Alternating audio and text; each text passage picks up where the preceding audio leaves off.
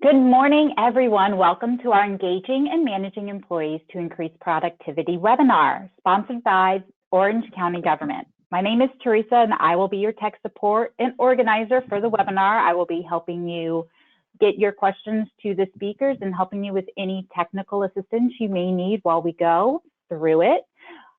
I will let the speakers introduce themselves in a moment, but just a little bit of introduction into our organization.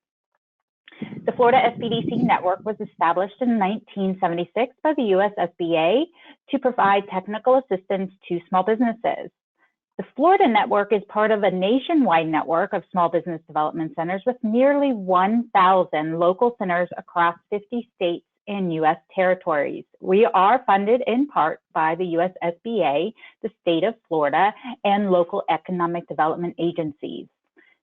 We are state designated as Florida's principal provider of business assistance and nationally accredited.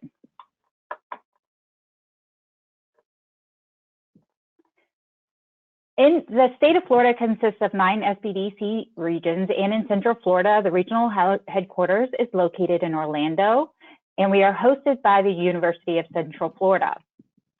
Our region covers 8 counties, which include Orange, Seminole, Osceola, Lake, Sumter, Volusia, Brevard, and Flagler counties. Some of our local centers are also hosted at their state colleges, including Seminole State College, Eastern Florida State College, and Daytona State College.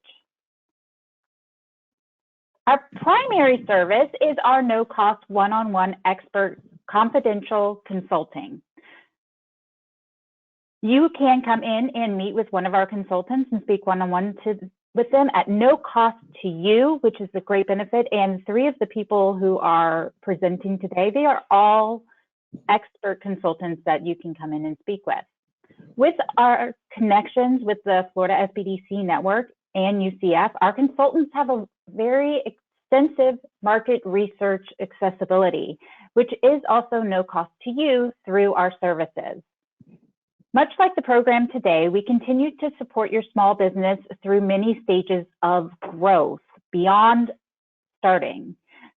Beyond the training and consultants, we offer special programs for second stage businesses within our region. Programs like our CEO Exchange, Advisory Board Council, and award-winning Small Business Institute.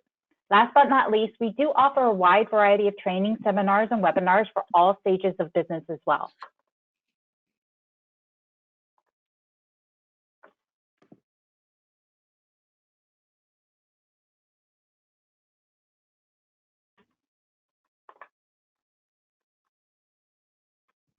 I'm so sorry, I cannot change the next slide.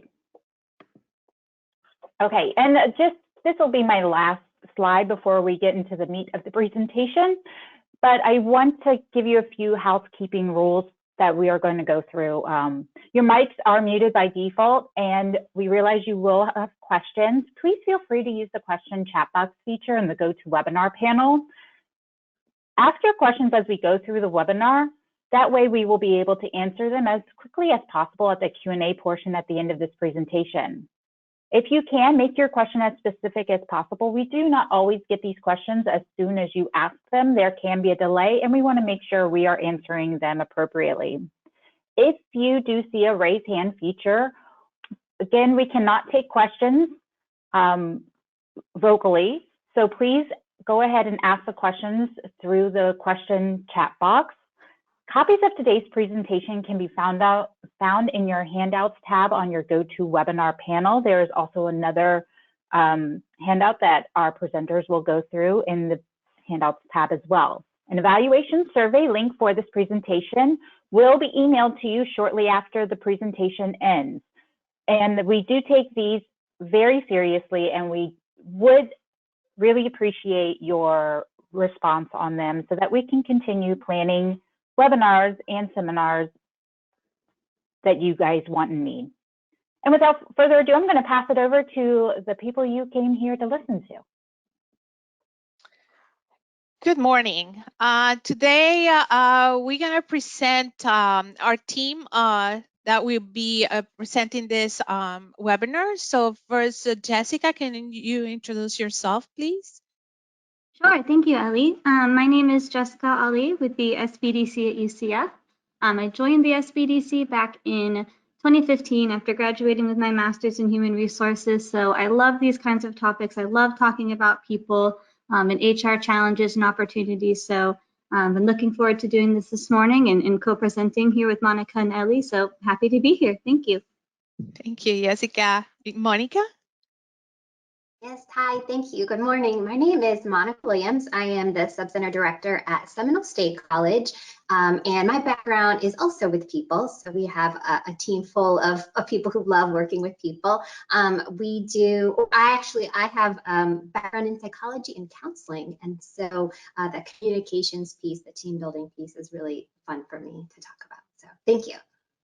Thank you, Monica. And myself, Ellie Membreno. I'm a business consultant, been with the program SBDC for almost 9 years, and my background is business law and labor law. And we're glad to start the presentation. So let's start.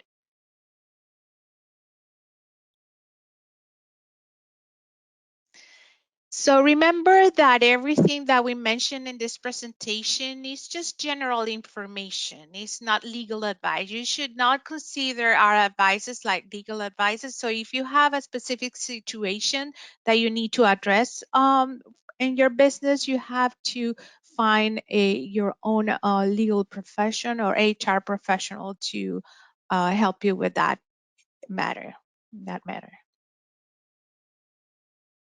Today's agenda, we're going to talk about managing teams and employees and why engagement is so important when managing teams. We also will talk about best practices when managing employees, compliance, and also collaborating as a team. A very important topic that we want to address today is the significance of work and life balance, how you support yourself and others. So before starting, let's take a quick poll. So our question is, what does your organization currently look like? Do you have some employees to work remotely and some in the office? All employees work remotely? All work in the office, or you have a hybrid schedule, mix of home and office? Or maybe you have another option. Can you vote, please, so we know how is the group works? Also, if you cannot see the quick poll, go ahead and leave your information in the questions and comments. I do know that some may not be able to see it. We will give you another couple seconds to fill out this information, and then I will close out the poll and let the speakers know what the answers are. Great, thank you.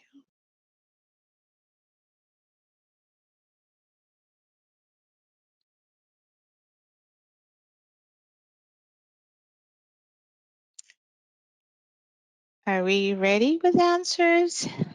Yep, here you go. And close it out. And it looks like the majority are, for some reason, I cannot share them right now. That doesn't seem to be working, so I'll just go ahead and relate to you what it says. Some are working remotely and some are working in the office is the majority of the answers. Great, great. So this presentation will provide a lot of good information and resources to you to handle this type of work environment.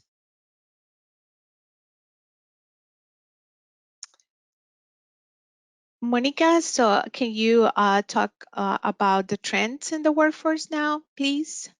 Absolutely, thank you.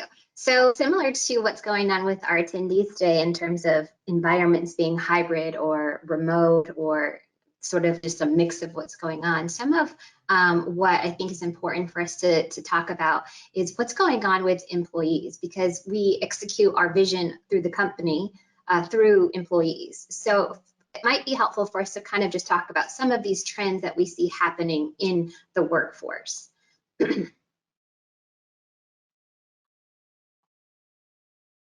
Perfect. So when we're looking at this chart, This is sort of a projection of what's going to be happening in the next few years, but you can see at the top there are the coding for this is showing that there's 5 generations currently in the workforce. And so what we look at in generations, we make these generalizations around what they are looking for as a group. And even though what we see is the smallest generation in the workforce currently, and even in the next few years as Gen Z, what we're finding in the research is that Gen Z is the one influencing what's happening right now. And so Gen Z and millennials together have very similar preferences for what they're looking for within a company, what they're looking for in the workplace. And so we're seeing those 2 generations having a huge impact on what's going on today. So with the hybrid work environment, what we're looking at with the great resignation, the great reshuffling where people are leaving their jobs, switching companies, or leaving the job market altogether, what the push is for is better working conditions, right? And so what that looks like when we're looking at some of these things that may impact, and in particular small business, because a lot of what we see, so this chart comes from the Department of Labor, where we're seeing a lot of the research, it's being done across the board. But what we like to talk about, especially at the SBDC, is what this has an impact on and what this looks like for small business. So here's some other trends that might be interesting.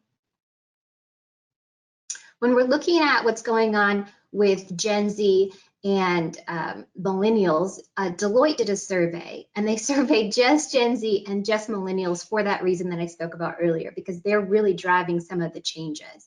And what we found in this one chart was really interesting to me is that in the next year or so, or in the next 2 years, about 40% of Gen Zers are planning to leave their job, and they don't even have anything else lined up. So they're planning to exit. And when we're looking at this in terms of which areas they're leaving, we're seeing that these are the top 5 industries that they're leaving. And it has to do with wanting a better work-life balance, wanting more growth opportunities, and pay. And so these are the top 3 reasons that they're leaving this industry. And you can see a large portion is Gen Z, and then the second is millennials. So I find that to be really interesting about what's going on.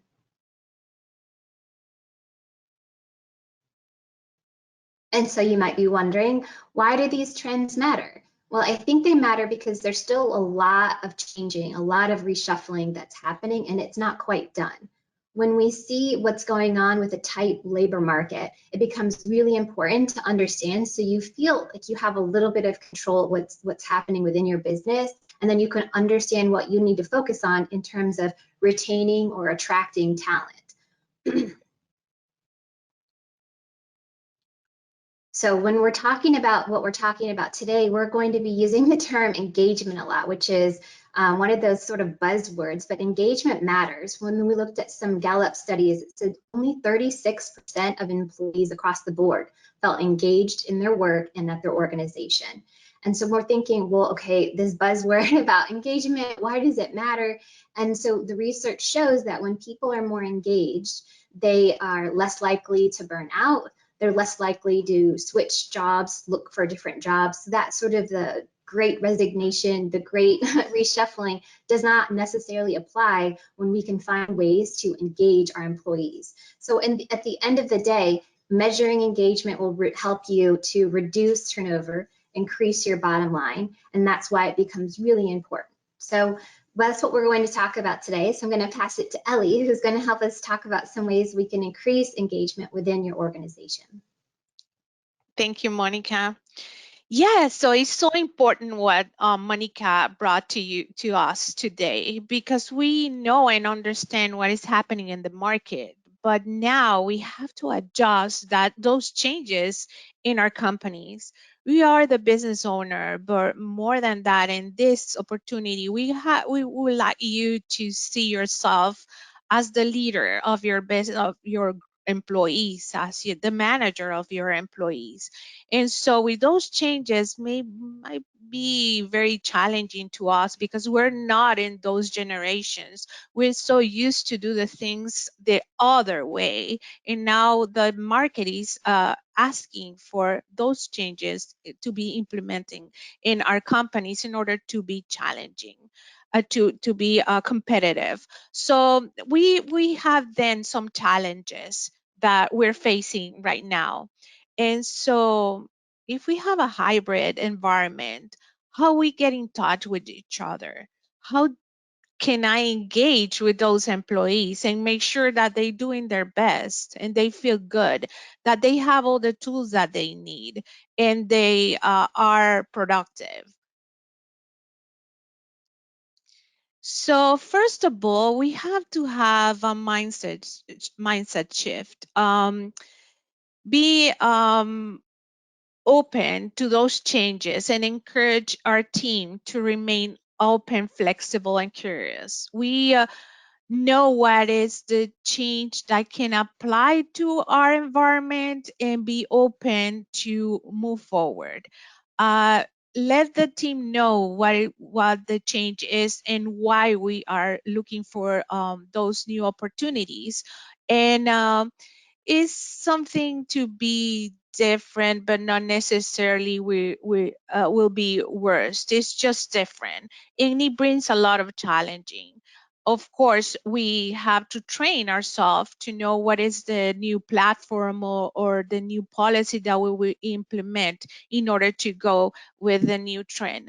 And we don't have all the answers, of course, but if we train ourselves and we set up our policies ahead of time, I'm pretty sure that with the communication we'll be successful in the changes that we're going to accomplish in our team.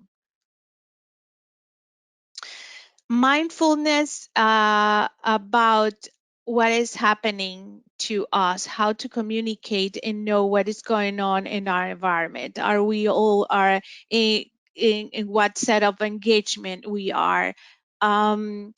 Create the opportunity to understand when they're where the team is engaged or is burn out. It's very important. So to be open to understand our feelings and our employees' feelings as well is very important.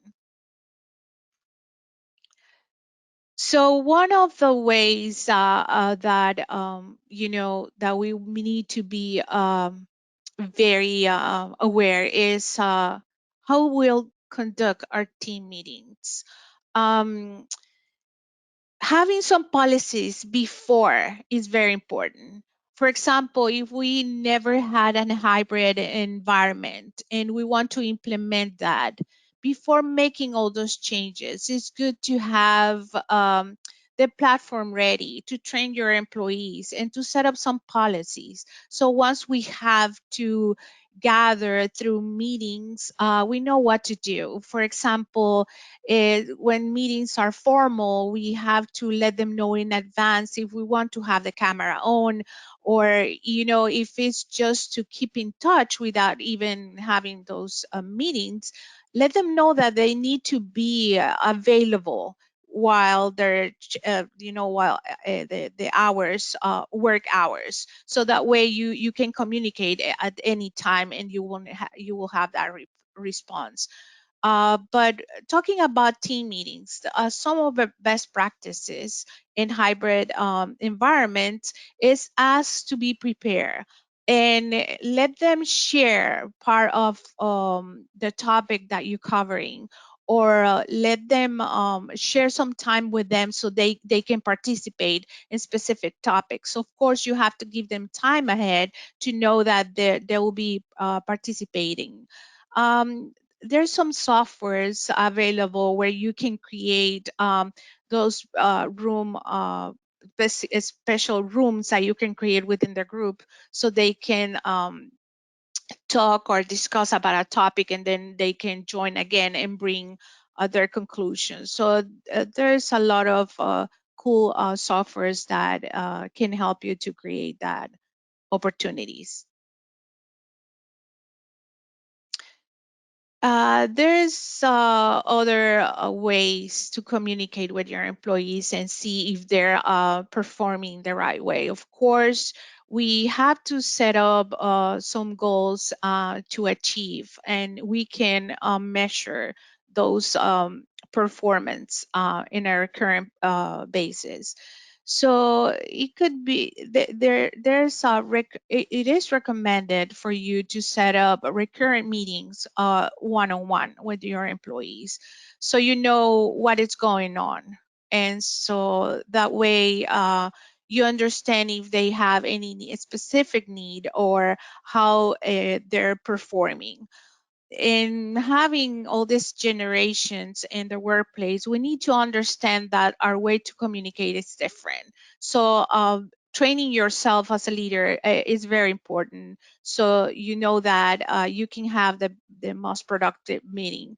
Before the meeting, send some email or a memo saying what is the main purpose of this meeting, what is the outcome that we want to have. Have those meetings in a recurring basis. Ask for feedback. Be open to listen what they want to tell you. You can even send them some questions ahead of time, so they want to bring some topics or concerns to you, so you'll be ready once you have the meeting. And at the end, you have some conclusions and then follow up, for the next opportunity to address, what it's the next step. We're going to talk about best practices to support remote employees, and those are, for example, setting some goals in advance to long term, and also bring them to timelines are very important. You know that it's really it's very apart the opportunities that you have to see that person face to face. So if we can track the goals and you have recurrent meetings, you can track their performance, and that will be a good management for support remote employees. We have 10 tips that we want to share with you on how to manage workers. As I mentioned before, having those clear expectations ahead of time is very important. And we start with the job description. Once we have the onboarding opportunity with our employees, they know where their goals are. If they have their hybrid or remote employees, or they work in the job in the office, they should know and understand what are our expectations. Make sure that they understand what we're trying to tell them.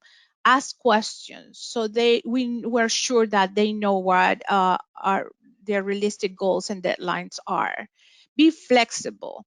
If we have a hybrid environment, we should understand that they're working in their houses or in different places, and you don't know what's going on in their environment. So of course we have the policies in place, but we should be flexible. We should listen and understand their needs. When we have those virtual meetings, we have to go to the point. We have to make them short and sweet, address the point, get the answers, and then move forward. If not, people get bored and it is starting the meeting, disengaging and not getting the attention that you want. Track the work progress. If you don't track consistently the goals and the performance, it will be too late at the end of the deadline to see if they're accomplishing their duties. So have a process to track the progress, so they know how they're doing, and you can help them in coaching to address the issue that they have so they can accomplish their goals. Communication is very important. Be aware that we all communicate in different ways. So, and let them know as well that you're open to listen and when they have a situation to address. That's very important. And there's some ways that we can help you to understand how to communicate better with your employees and your co-workers. Remember to listen, be open. We sometimes we're ready just to answer immediately, to react, to be defensive. Remember that if we listen, we can have more answers, we can have more solutions in our answer. So be open to listen, don't be in that defensive mode. Build connections with others that can help with the situation. Provide ways to collaborate within the team, and resist to urge to micromanage. If you set up your goals clearly, if you track the performance of, and through the deadlines that you have, and the things are getting done the right way, you don't have to micromanage. That will help you to be relieved and also work in other areas that can bring more production to the company and celebrate success. Understand the way that the employees feel rewarded, and so that way you make them feel like they're doing the good job that they're doing. They feel happy, and they will continue performing that way because they know that they're doing good. They want to feel that they want to know if you feel good with the job that they're doing. So that's very important.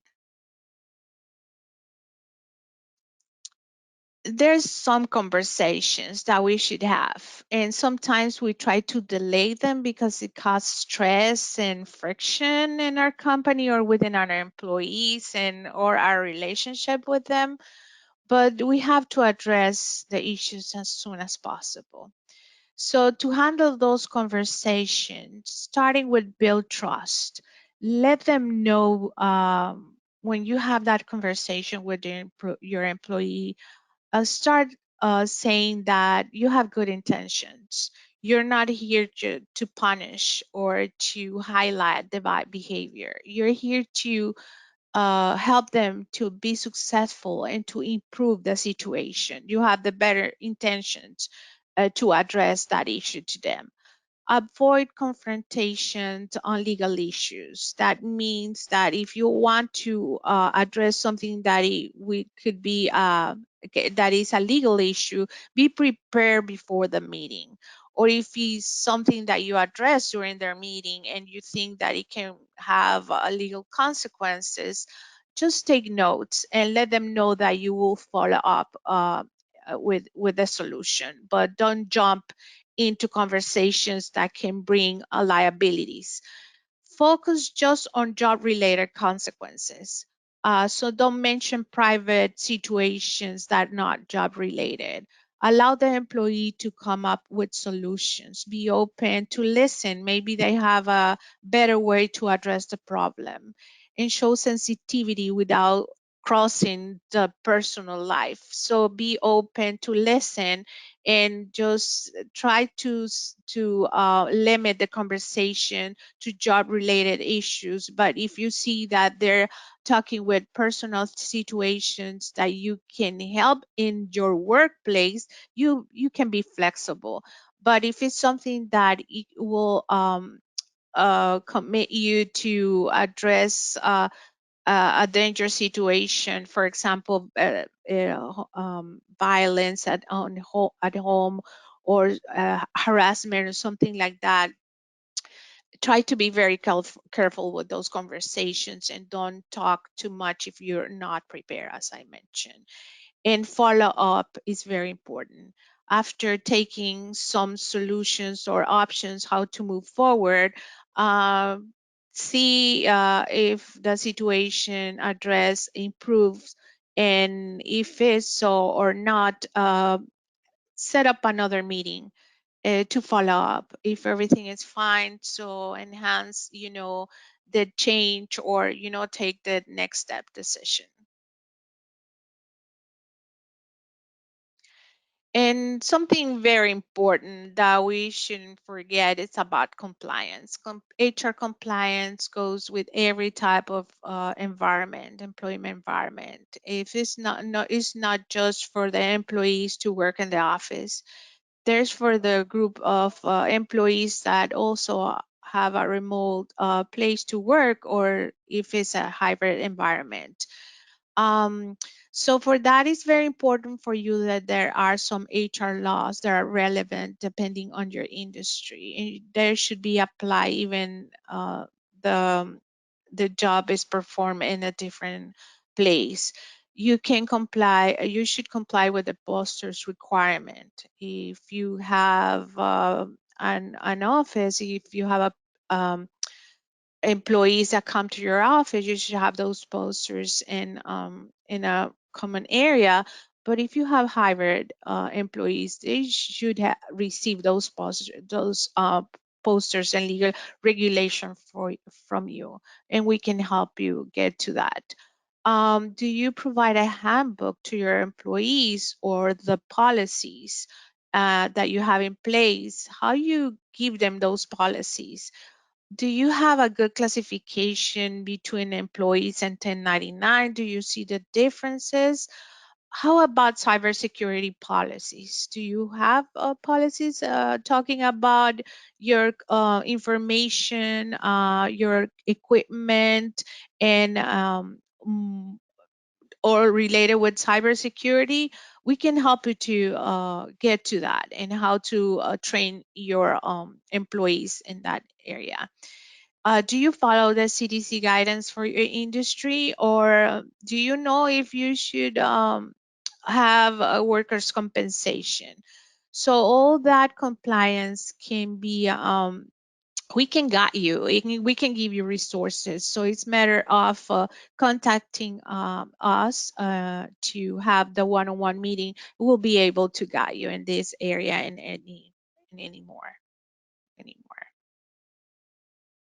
So now I pass the presentation to Jessica. So she's going to talk about a very important topic.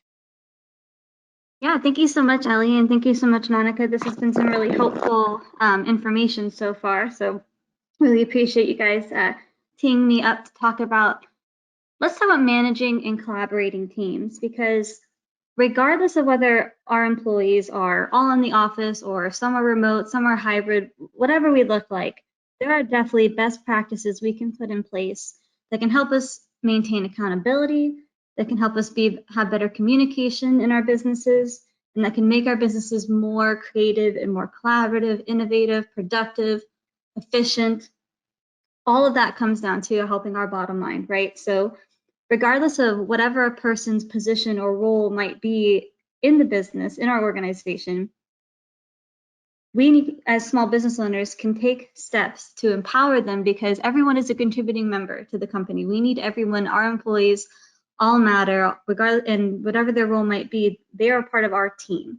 So we need to take steps to help them be successful and make sure they're set up for success to do their role successfully. And what that comes back to is that's going to help them be more motivated and engaged. It's going to make them more productive, and all that will ideally hopefully translate to a better, more effective business that's going to be even more profitable. So there are several things to think about when it comes to collaboration. So we've talked a little bit today about how important communication is and how important goal setting is, right? So we need to understand, and our employees, our team needs to understand, what are the expectations? What needs to be done? What are our goals?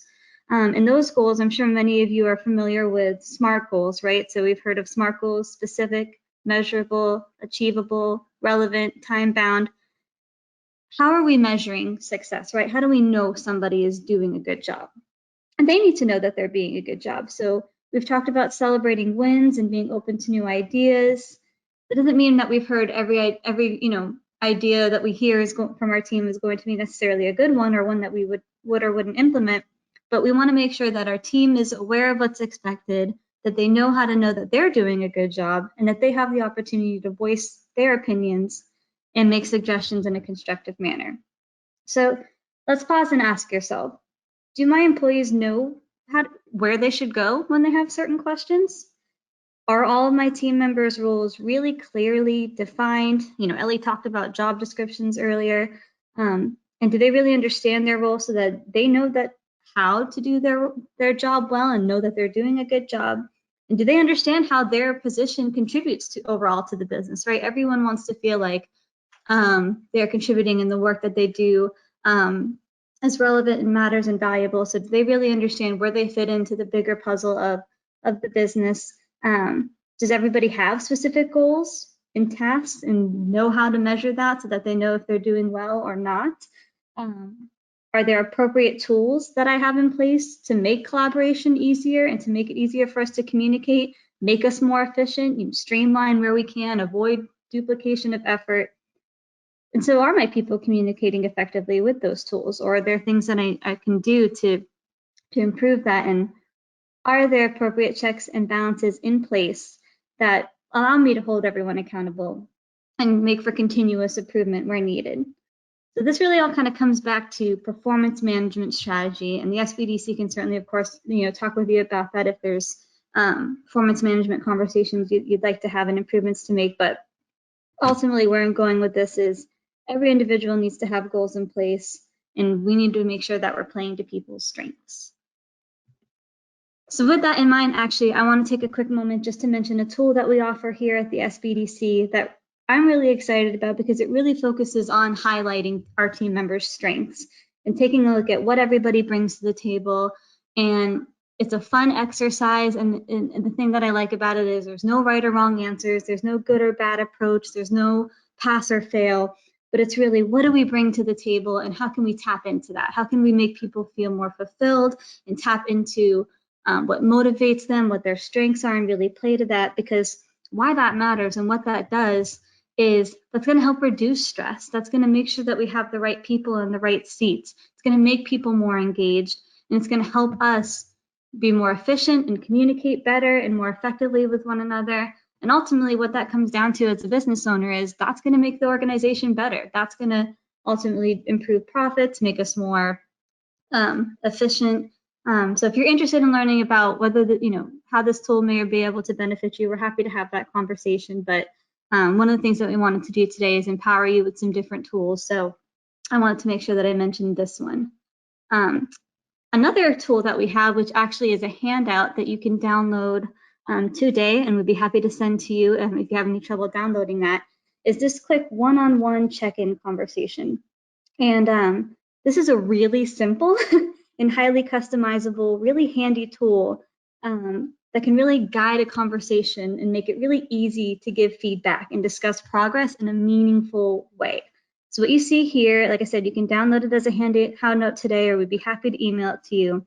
It's a great way for a supervisor and employee to celebrate wins, to keep the lines of communication open, to connect on key issues, and make sure that the expectations are clear, that we know, that they know, that we know, that they know that everyone is doing a good job and what is expected, and how to address issues that may or may not come up. So what you see here, like I said, it's very customizable, and it actually can serve as the agenda for the meeting, right? So this could even be, a 15-minute once a week check-in. This could be, this could be an hour-long meeting if you truly wanted it to be, and if that was appropriate. So it's very customizable, easy to meet your needs.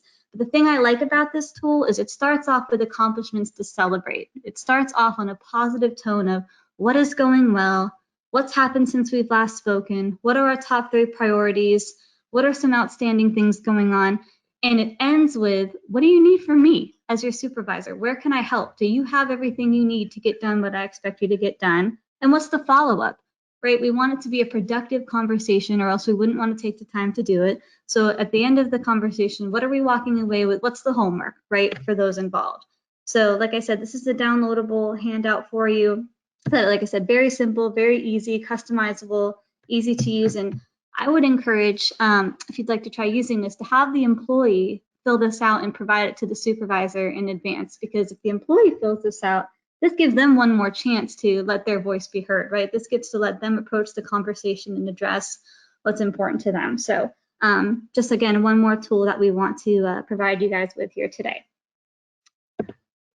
So you've probably thought a little bit, especially over the past couple of years, since we've been kind of going through this whole pandemic process, about work-life balance and what that means. And, you know, we may even be in thinking about this, wondering, you know, so how intentional are we actually doing this about having a healthy life and work balance? Do we really disconnect when we're supposed to? And do our team members feel like they can really disconnect when they're supposed to be? Do we actually have the liberty to take a step back during working hours? Because it's important not to underestimate the importance of taking breaks and taking time to recharge and allowing separate spaces for personal and professional lives. So for some, this is obviously much, you know, easier than others. And as small business owners, obviously the line between work and other parts of life can really blend together really easily. So while work-life balance maybe sounds great or sounds simple or yeah, sure, or you know, I can do that, or how hard can that be? You know, in theory, it may sound simple or straightforward, or yeah, duh, of course.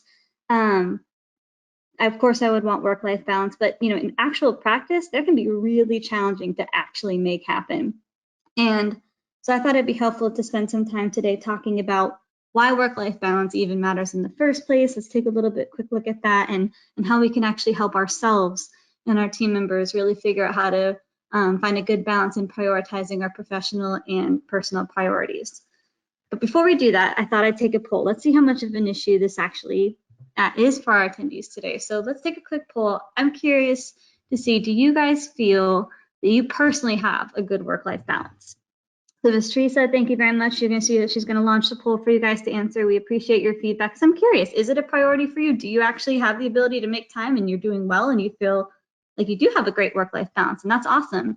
Do you feel like most or some of the time you do? Is it not really working out for you in terms of a good work-life balance and you would like to focus on that a little bit more? Or does this not even seem possible? Is this a pie in the sky pipe dream of, I'm not even sure if I can achieve a reasonable degree of work-life balance? So I'm just curious to see how you guys are all feeling today. Let's do a quick pulse check.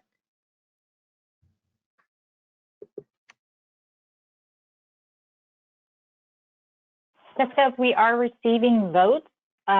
We have put the poll up for about just over 45 seconds. I'll leave it on for another 5 or so seconds, just to make sure everyone has the opportunity to vote. If you guys cannot vote, go ahead and let me know in the chat box, and we'll try and get your answer another way. Perfect, thank you very much. Awesome. We're going to close the poll. And again, I'm having a challenge sharing the polls right now. So it looks like 50% of our attendees say most of the time, and 50% of our attendees say some of the time. Okay, well, frankly, I'm happy that at least it's not a no when this doesn't seem possible for me. No one seems to feel that way, so that's great to know. Ellie and Monica, that's some helpful feedback. So let's talk about the impact of poor work-life balance and why this should even be important to us in the first place. So the American Psychological Association, in 2021, they did a work and well-being survey where 3 in 5 people said that they're experiencing negative impacts of work-related stress, right? So I'm going to share a few different sources cited through here. So at the end, by the way, you'll see all these sources referenced in case you'd like to look at any of these really interesting articles, because there's a lot of great information and research being done out there on this kind of topic. But actually, another article I had was Mayo Clinic. They talked about how being too married to work can really lead to increased fatigue, obviously, and that can cause poorer productivity. That can make us less effective. So we know when we're tired, obviously, or our thinking becomes cloudier, it's easier to make mistakes, and stress and can take a toll on our health, as we know, in a myriad of ways. So there's a lot of implications on how important work-life balance is for our personal lives as well. And I know maybe some of this seems a little bit obvious, but we really should not underestimate the impact that this can have on our health and our relationships, and just our quality of life in general. So there's actually another great article that I'm going to share with you guys. You can find it at the end too. Forbes magazine came out with an article titled "Managers, Here Are 3 Warning Signs Your Employees Are Burned Out," right? And it talked about common causes of burnout being or people feel like they don't have clear expectations. People would feel stressed if they weren't understanding what was important to them. So that's why we talked about how important goal setting is, right? Or where people are feeling overworked or underappreciated, or where they may feel like they constantly have to be connected to work. They feel like they always maybe need to be checking their email or take that phone call or whatever that might be. Or maybe they're feeling unsupported by their colleagues or by their leadership, or maybe they're feeling micromanaged. So those are all things that can lead to employees feeling burnout. And as leaders, we can take steps to recognize those root causes, right? We can recognize what might be causing disengagement in our organization. We can take ownership of creating solutions that really will have a positive impact on the health of ourselves and our employees. And that's obviously going to lead to a direct positive impact on our businesses as well. So if you're seeing signs of maybe changes in folks' attitude, or maybe an increase in complaints, maybe a lot of more so negative speak kind of coming around the office, or if someone's seeming a little bit closed-minded to feedback, those might be some signs that someone is starting to feel a little bit burned out. Let's talk a little bit about how we can start to address that when we see some of those signs. So this starts with yourself, right? You've heard the saying, I'm sure before, maybe, that you can't pour from an empty cup. So as leaders, we have to recharge. We have to disconnect at the right times and take care of ourselves. If we don't take the time to do so, it becomes a lot more challenging for us to effectively work and lead and accomplish any of the personal, professional goals and tasks that we've set for ourselves. So small business owners and leaders in our organization, it's up to us to set the tone and set the example for others in our organization. So where do we begin with that? And how can we consistently being the key word, make an effort to maintain work-life balance? Starts with knowing when to say no, and that's hard because there might be a lot of reasons we don't want to say no. Maybe we're not wanting to miss out on an opportunity that's come up. Maybe we don't want to let somebody down.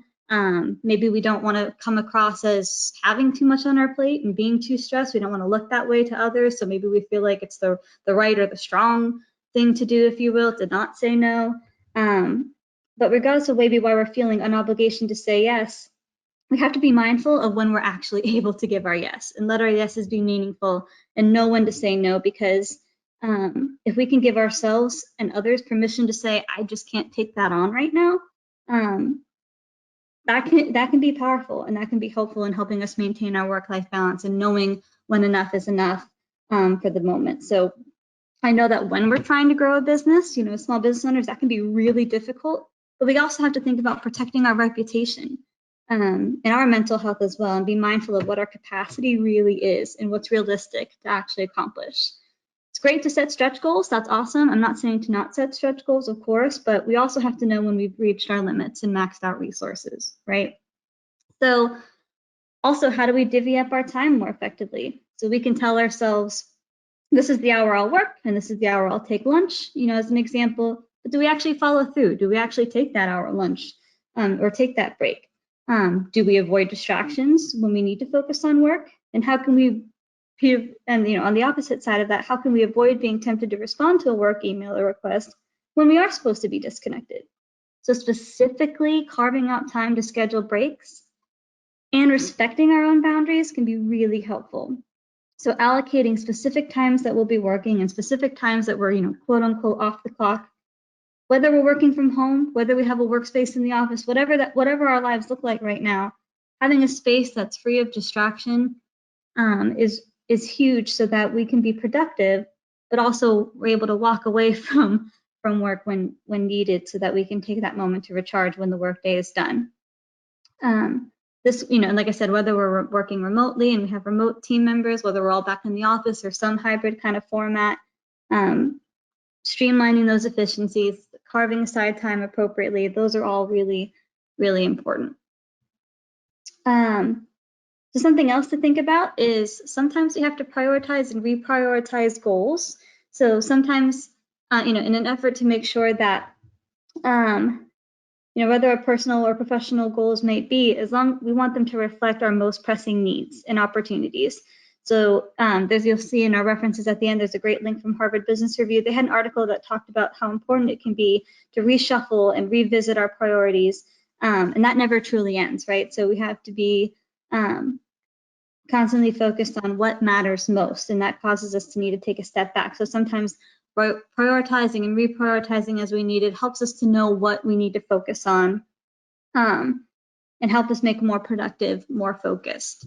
So that can be helpful to kind of revisit what our key priorities are. And then minimizing perfectionism, which again can sometimes be really hard, but it's been an interesting couple of years these past years, to say the least, since we've been dealing with this pandemic. So knowing when to give ourselves and our team members some extra grace and understanding can be really helpful, because the past few years has come with a lot of challenges and opportunities and emotions and transitions.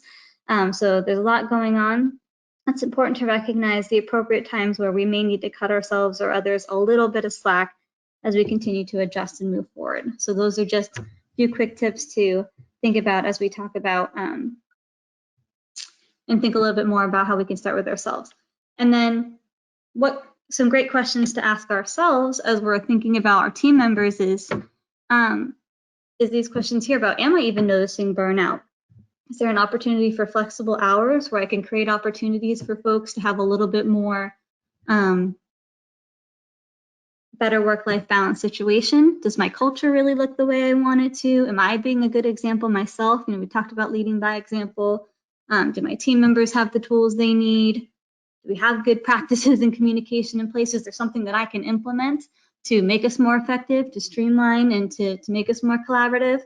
And am I recognizing and rewarding hard work appropriately? And the reason I use appropriately is maybe you've noticed, maybe if there are some folks in your organization who maybe are a little bit more introverted, and they would appreciate something more like you coming up directly to them and kind of personally, privately saying, great job. And then there are others who may be a little bit more extroverted and like that public recognition, and would appreciate in a staff meeting being called out and saying, well, I just want to say that, Joe, Bob, Nancy, whoever it might be, have done a great job. And there's that public recognition. Whereas, for example, that first introverted example I gave, maybe something like that would embarrass them. So it's important to kind of get to know our team and how they would like to be recognized and what's meaningful for them, so that we are recognizing them in the best way possible. So with that, we have one last poll. We'd like to check in with you guys. We've talked about quite a few different things today. So we are just curious to hear from you. What would you most benefit from addressing today? If you were going to walk away with one key takeaway, what would it be? Would it be taking another look at your company's cultures and values? Would it be thinking about how to improve communication? Is it having a conversation with yourself about work-life balance and how to improve that for yourself and others? Or do we need to take another look at policies and procedures and think about, are you really meeting your HR needs and requirements? So we'd like to check in with you and see where you think your most likely beneficial next step is. Thank you, Teresa, for launching that for me. Great. We have already launched the poll. We have about 40 seconds in the poll. I'll give it another 15 seconds to have you all vote. I am hoping that I can share this one because there are multiple choices. So another 2 or 3 seconds if I can get you guys to go ahead and vote, and then we will shut it down. All right, we're going to close it. Okay, I think the share worked this time. Jessica, can you see the results? I am so sorry. I actually cannot. I'm not sure if others can, but for some reason I'm not able to. No problem. It looks like we have a 100% on all 4. Oh my gosh. Well, the homework is cut out for you all. Wow, Monica and Ellie, what do you make of that? I'm really happy. I'm really happy because we can see that there's a need of changes in our work environment. We need to be aware of that, and this is one of our ways that we have as HR consultants, is to let you know that the market of employees are changing. It's changing, so we have to make those changes too, and to adapt the way that we can create that environment for them, so we can have a good tenure for our employees in our organization. See, so I like that people are making all this effort and information their own to change their work environment. And the good thing is that we can offer some guidance in how to make those changes in your company. So it's a matter of getting in touch with us and let us know what is your specific need, and we can guide you. Absolutely. I'm gonna second that. I completely agree with Ellie's excitement around it. It would be scary if there was like zeros on everything and nobody wanted to know anything. Yeah. But to see 100% on everything means that you know, there is a need for us to keep having these discussions. There's need for us to sit, like Ellie was suggesting, to sit and meet with each of the attendees today. This is what our team just gets really excited about, because we know we're like the people first crew, right? We want you to succeed in your business, and we believe the way to get there is through your people. And so I think it's really exciting. I will stop talking now because I get really excited about it. I'd love to hear what questions there are. Yeah, I'm excited. Yeah, no, well said, well said. So with that, thank you guys for that feedback. That's awesome. So just to kind of bring us home here, we're almost approaching the 11 o'clock hour. So we just want to point out, so next step, so you're not on your own in tackling those priorities you just identified, right? So Ellie and Monica and I just talked about how we would be glad to have one-on-one conversations with you and dive into that and really come up with a good plan. So if you're new to the SBDC, you can visit our website, sbdcorlando.com/consulting, and you'll see a quick request for consulting form there that you can fill out, and it lets us know that you are ready to chat, and a consultant will be connected with you. Very likely Ellie, Monica, or myself, depending on that. Or if you're already working with the SBDC and you already have a consultant, connect with them. Let them know that you attended this today. Let them know that hopefully you found this helpful and you have some things you'd like to talk about, and we'd be glad to have continued conversation.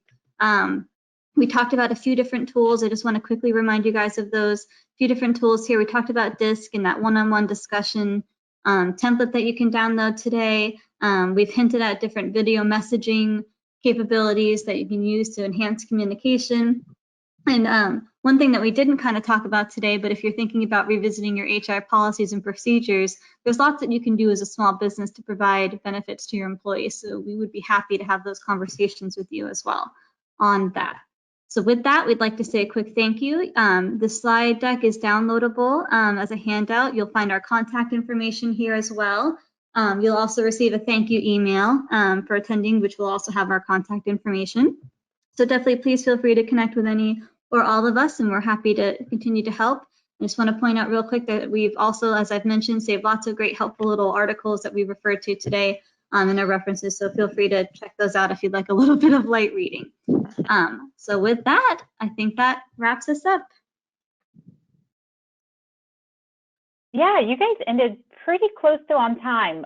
If you guys don't mind, if our attendees do have questions, do you guys mind staying on a minute or two after, just to make sure we get them?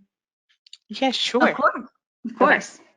All right, everyone, we are ready for your questions. I know that there was already a couple of questions that I did answer that were in regards to the handouts and the presentation. As Jessica mentioned, probably around the same time I was getting the question, that the presentation is available in the handouts section of the GoToWebinar platform. If for some reason you cannot download it there, we do try to send them on the same email as the survey. So if you receive the survey email, we do ask that you please fill it out, but that email will also have links to download the two documents that the team has talked about today. All right, I don't see any other questions, and this is typically around the time that the delay does get to us. So I don't think I've missed anything. Is there anything else any of you three would like to review before I close the webinar down? Just to say thank you for your interest of learning how to improve your work environment and also to give satisfaction to your employees. And we would like to let you know too that we have a hybrid opportunities to have the one-on-one meeting with us. So we can meet in person. We also can have web meetings, so you don't have to move from your business, and we also can have conversations by phone. So we're more than happy to assist you at any time that you consider. Absolutely. All right, then. Thank you all again for joining us and for sticking with us through our entire presentation. We will try and send that email out to you again as soon as possible. It will have the links to the attachments that are in the presentation today and the survey. We would really appreciate your feedback on the survey to let us know how this presentation goes. And the more surveys we receive back for the presentations, that helps direct us what to continue to present for next year and in the future. Thank you again for being with us today, and I'm going to shut it down. I hope you all have a wonderful day. Thank you.